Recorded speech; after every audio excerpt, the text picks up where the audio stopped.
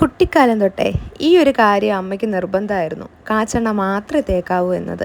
എനിക്ക് ചുരുണ്ട കട്ടിയുള്ള മുടിയായിരുന്നു കേട്ടോ. അമ്മയ്ക്ക് ഏറ്റവും പ്രയാസമുള്ള ജോലി എന്ന് വെച്ചാൽ എൻ്റെ മുടി ഒതുക്കുക എന്നതായിരുന്നു.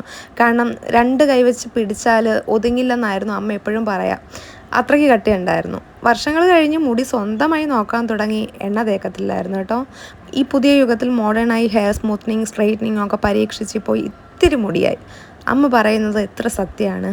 കണ്ണുള്ളപ്പോൾ അതിൻ്റെ വില നമ്മളറിയില്ല. അതെ, നമുക്ക് മുടിയുള്ളപ്പോൾ നമ്മൾ എന്താണ് അത് ചെയ്യണം ഇത് ചെയ്യണമെന്നൊക്കെ പറഞ്ഞിട്ട് ഒരുപാട് നമ്മൾ മോഡേൺ ആവാൻ ശ്രമിക്കും. ലാസ്റ്റ് എല്ലാ കെമിക്കൽസും ചേർന്ന് നമ്മൾ പിന്നീട് ശ്രദ്ധിക്കാണ്ടും കൂടി ഇരുന്ന് കഴിഞ്ഞാലും ഉള്ള മുടിയും കൂടെ പോവും എന്നുള്ളതിൻ്റെ ഒരു ഉത്തമ ഉദാഹരണമാണ് ഞാൻ. ഇപ്പോൾ എനിക്ക് പുറത്തിറങ്ങാൻ പറ്റുന്നില്ല. കാരണം എല്ലാവരും ചോദിക്കും, മുടിയൊക്കെ പോയല്ലോ മുടിയൊക്കെ പോയല്ലോ എന്ന്. പക്ഷേ ഡെലിവറി ആയതിന് ശേഷം എനിക്കങ്ങനെ കൊഴിച്ചിലൊന്നും ഇല്ലായിരുന്നു. പക്ഷേ ഇപ്പോൾ ഒരുപാട് കൊഴിഞ്ഞു. എൻ്റെ ആ ഒരു മുടിയുടെ തിക്നെസ് എല്ലാം പോയി.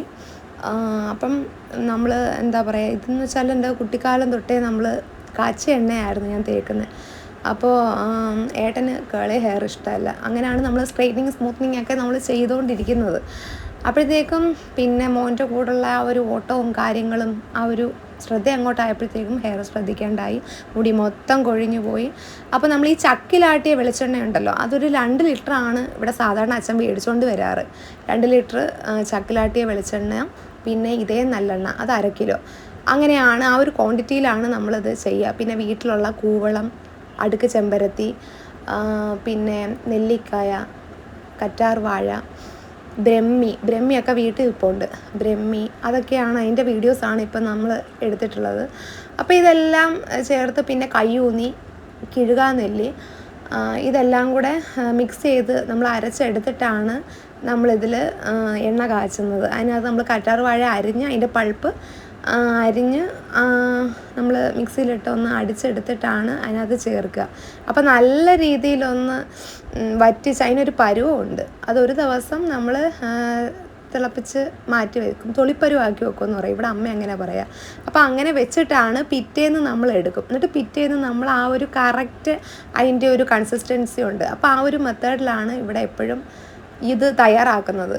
ഇതിൻ്റെ ഒരു കൂട്ട് അപ്പോഴത്തേക്ക് നല്ലൊരു കളർ, ആ ഒരു ഫിനിഷിങ് വരും കാച്ചെണ്ണയുടെ.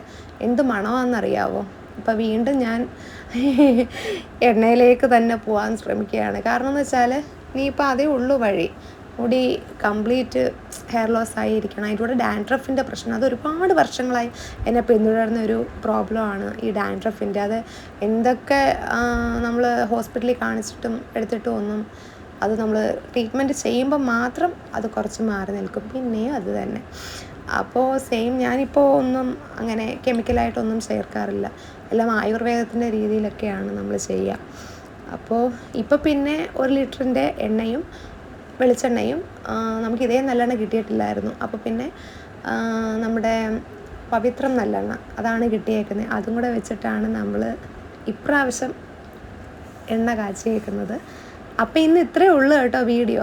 അപ്പം ഇതിൻ്റെ തന്നെ ഒരു കംപ്ലീറ്റ് ഒരു പൂർണ്ണമായിട്ടുള്ളൊരു വീഡിയോ ഞാൻ പണ്ട് ചെയ്തിട്ടുണ്ട്. അതായത് ഒരു 4-5 വർഷമായെന്ന് തോന്നുന്നു. നോക്കുകയാണെങ്കിൽ കാണാൻ പറ്റും എല്ലാവർക്കും. അപ്പോൾ ഇന്നത്തെ വീഡിയോ ഇത്രയേ ഉള്ളൂ. വീഡിയോ ഇഷ്ടപ്പെട്ടാൽ ലൈക്ക് ചെയ്യുക, ഷെയർ ചെയ്യുക, കമൻറ്റ് ചെയ്യുക, സബ്സ്ക്രൈബ് ചെയ്യുക. അപ്പോൾ നെക്സ്റ്റ് ഒരു വീഡിയോയുമായി നമുക്ക് ഉടനെ തന്നെ കാണാം കേട്ടോ. Okay, by.